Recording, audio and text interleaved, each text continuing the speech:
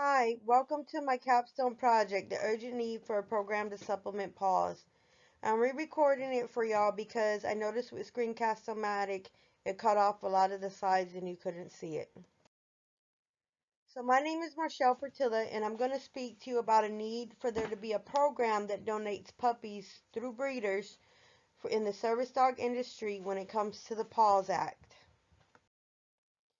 We're going to go over the introduction and background of my project, my inspiration, my rationale, my partner, the work I did with my partner, my public communication piece, the outcome of my project, my impact on the public outreach, and my plans for the future.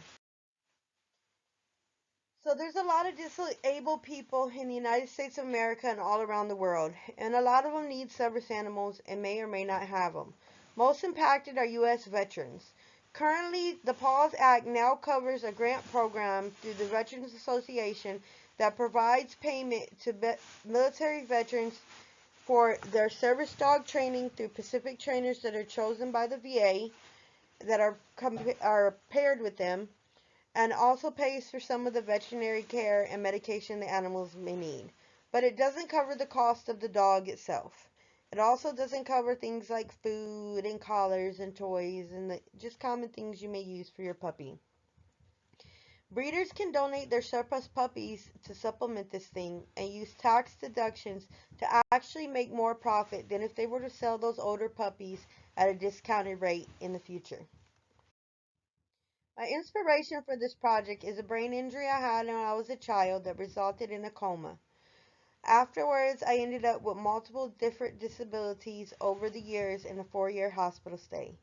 During my stay, many service animals visited the hospital, helped with my anxiety, my pain, and my depression. My parents soon realized the animals were helping me more than some of the medical treatment. Once I was released, though, they had to face the reality that they could not afford for me to get my own service animal because the purebred puppies were just too much.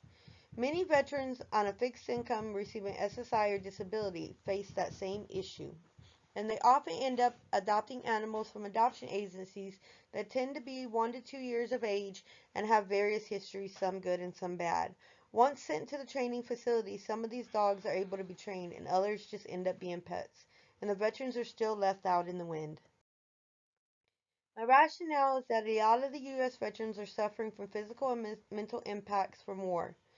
Service animals can help this. Many veterans suffer from PTSD and other injuries that require 24/7 support, such as mobility support.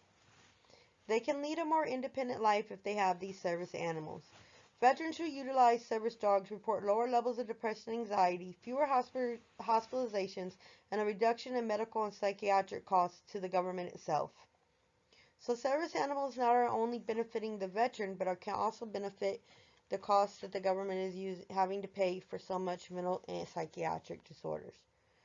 While, as I stated, the service animal may benefit the veteran, that doesn't always mean that they can afford the proper dog or the training of the dog itself if they don't qualify for the PAWS Act.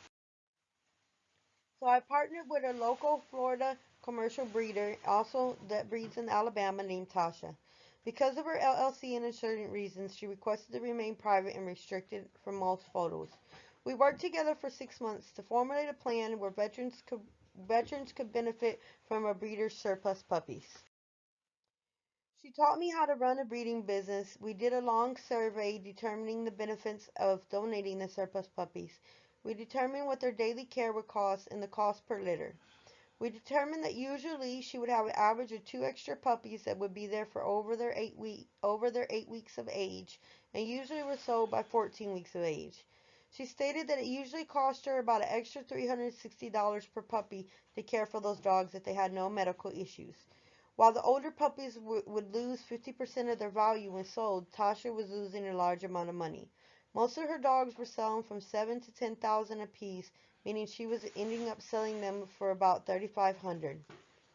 We determined through the survey and through the IRS site that she could partner with nonprofit organizations, maybe even some of the training facilities that are licensed by the PAWS Act, and donate her puppies. If she donated her surplus puppies and received a receipt of donation from them, she could then process that receipt at her taxes at the end of the year for a tax deduction and receive 100% of what she was originally charging for the puppies. During that survey, we determined that there would be a bigger profit if she were to donate the puppies than to sell them herself. We determined that using that tax deduction at the end of the year under three different circumstances would she still make more money, and we thus found a way to help the military and the breeder benefit. I did this little quick bar graph just so you could get a visualization of what was going on. If she did not donate the puppies and she had four surplus puppies from two different types of breeds of dogs at the end of the year, she would make an average of about 14,000, half of the 28 she would originally receive. If she went and donated a puppy to a nonprofit organization free of cost, so at 100%, and then got a receipt from that company and turned that in at the end of the year, she would then make up to a maximum of 28,000 through her tax deductions. If she was to charge them 10%, which would be 700 if she was charging 7,000, and then ask for the receipt to get a 90% tax deduction, she was still quite close with all four puppies at the end of the year to making her 28,000. It seemed that as we went down 10% more and more, we went to charging 20%, which would have been $1,400, and donating 80% to a nonprofit. She still seemed to stay at about that $25,000 to $28,000 range. So she was making more under three circumstances if she continued to donate her surplus puppies versus sell them at 50% of the cost. So I chose to put a public communications piece together. I felt that this was a program that needed to be implemented, but how could I put it in a way that military veterans with PTSD and other mental disabilities and physical disabilities could easily understand? I came up with the infographic poster. The poster that I'm putting together will have all the data from the project that I just presented to you and what we found of how we can benefit them and we can benefit ourselves. The poster will be posted in the local VA offices on their billboards for veterans to see that are eligible for the PAWS Act.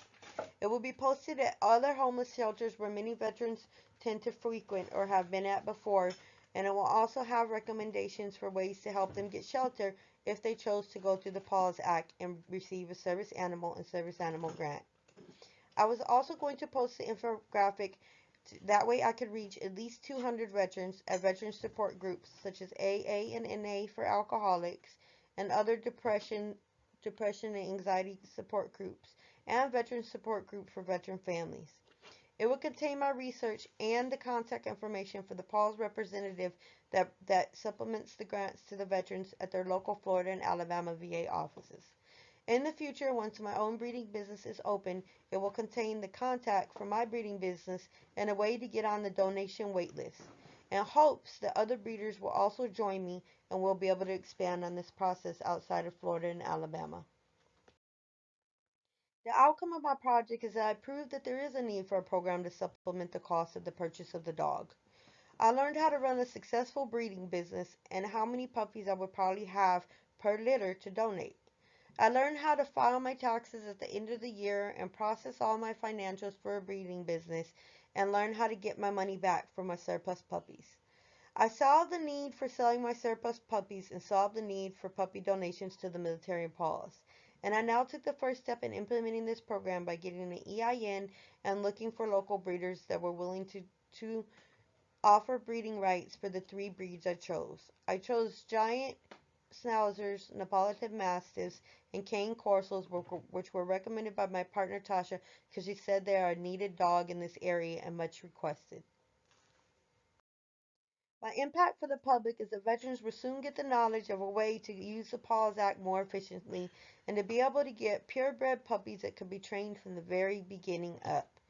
Breeders will now also get an impact from the public outreach because more and more breeders will learn that there's a way to get 100% of their loss back on their surplus puppies and to help the community. PAWS trainers and the VA will also benefit from this public outreach because they will be able to contribute to a greater solution of helping veterans with PTSD and other mental disabilities.